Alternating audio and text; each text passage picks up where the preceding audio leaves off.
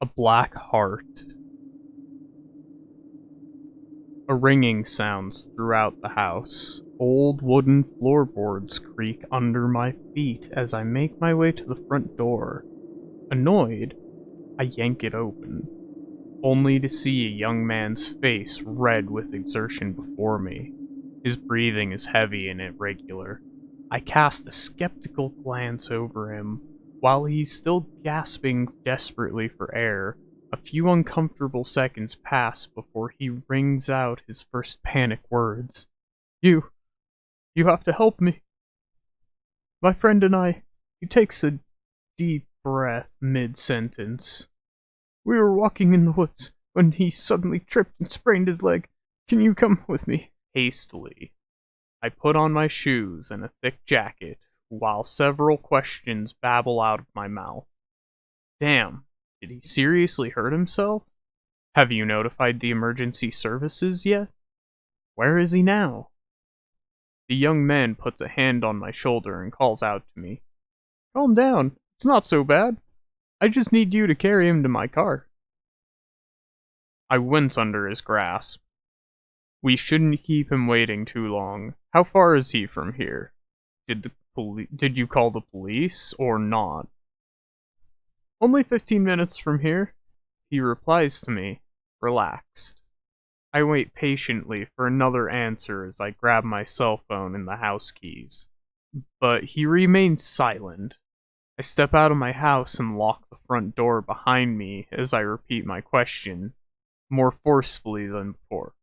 Well, have you informed him now? I stare into the man's emotionless eyes. Although the weather outside is nice, my face hurts from the cold. The man can't seem to find a suitable answer to my question until he finally speaks to me. No, I didn't call anyone. I didn't think it was necessary to contact the mountain rescue.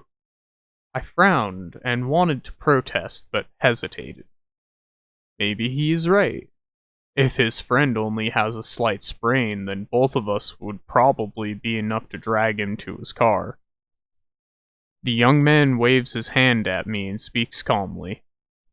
Follow me. I'll show you where he's lying. We walk along a narrow forest path for 5 minutes.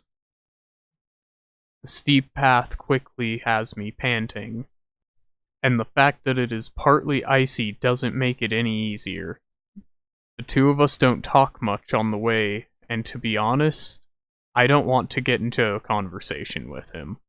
He's been acting strange the whole time. One would assume that he would be panicked or at least worried. But he shows no emotion. His glances are directed forward, and his breathing remains rhythmic. He doesn't even seem to feel the extreme cold. The forest itself looks magical and enchanting. Snow glitters on the branches of the conifers, and small snowflakes give everything a mystical atmosphere. Still, I don't feel welcome. It seems to me that no living creatures are wanted in this area. Usually birds can be heard, even next to my house, but here, everything seems to have fallen silent, and the presence of this man does not reassure me either. Why exactly did he ask me for help? There are houses closer to this forest path, and there is no reason why he should be turned away there. But before I can make myself even more paranoid with worrying thoughts, the man stops abruptly. His breath forms little icicles as he mumbles slurred words under his breath. I gasp over to him. What are you saying? Are we there yet? My gaze wanders over the frozen area. There's no sign of his friend. My suspicion grows by the second. Suddenly, the man in front of me speaks in an awestruck voice. Here it is. Isn't this animal magnificent? A wonder of nature. I frown, not too sure what he's talking about. Snow crackles under my footsteps as I stop hesitantly beside him. At first, I can't make anything out among the spruce and larch trees, yet I can sense another presence.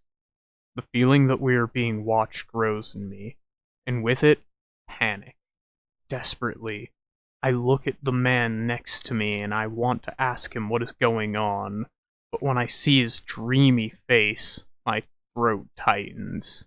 His eyes widen, and his mouth has twisted into a disturbing smile that stretches from ear to ear.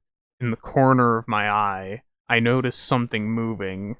Raising my fists, I turn around, but go into a kind of shocked stupor when I catch sight of it.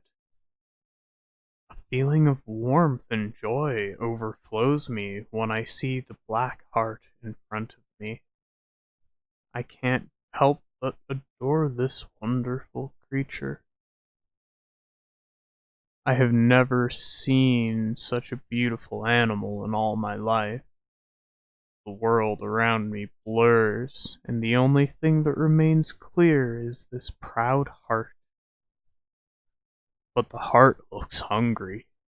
I absolutely must feed him.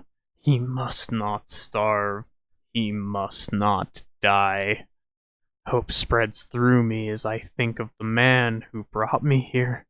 A deep determination floods my body. I take a step closer to the man beside me, not taking my eyes off the creature. The beast's red eyes flicker strongly as they watch every step I take. Its gaze holds me in a trance, but I am distracted as a warm liquid flows around my hands. Reluctantly, I break eye contact and stare at the limp corpse laying in my eyes. I squeeze the man's eyes into his skull until they fully disappeared into his sockets. My hands become soaked in blood. His head is still turned towards the stag, as if he admires this creature even after death. His smile does not appear as his brown strands of hair stick together with almost black blood. Shock brings me out of hypnosis and I pull my thumbs out of the sticky head with a smacking sound. Like a television changing channels, I now see the true terror behind the oh so beautiful veil.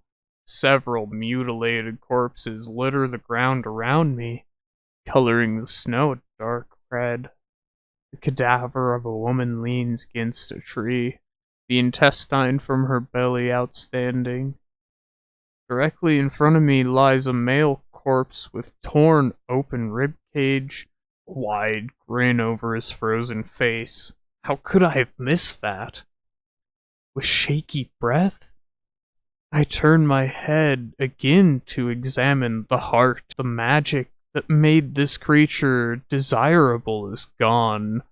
Bile tries to force its way out of my mouth, whole pieces of fur missing from its lean body, and flesh peeks out in some places. Pieces of its skull are visible on its head, and the antlers are partially broken off.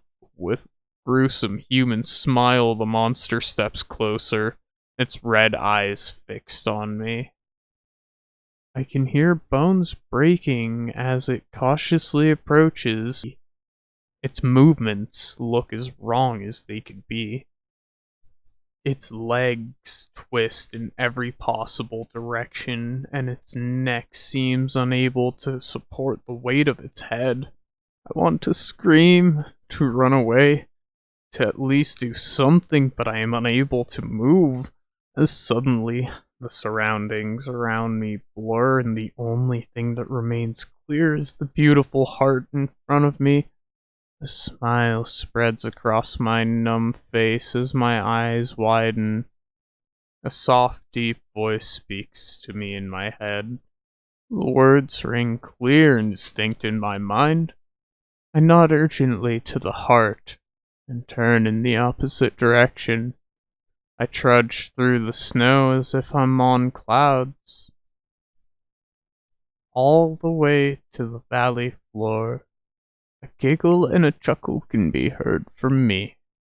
The forest around me seems more beautiful and magical than before. With every step I take, the snow glistens in the sun, and icicles hang from the branches, flash at me as small snowflakes fall from the trees.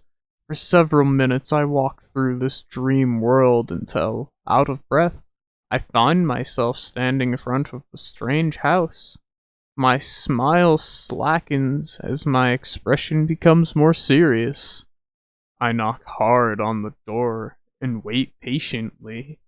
Footsteps are heard from the other side as the door swiftly opens. A slightly older man looks at me in confusion and asks, "What's up?" I feel a kind of euphoria rising inside me, but I try to suppress it. I answer as serious as I can after a few awkward seconds. "I need your help. My friend sprained his leg while hiking.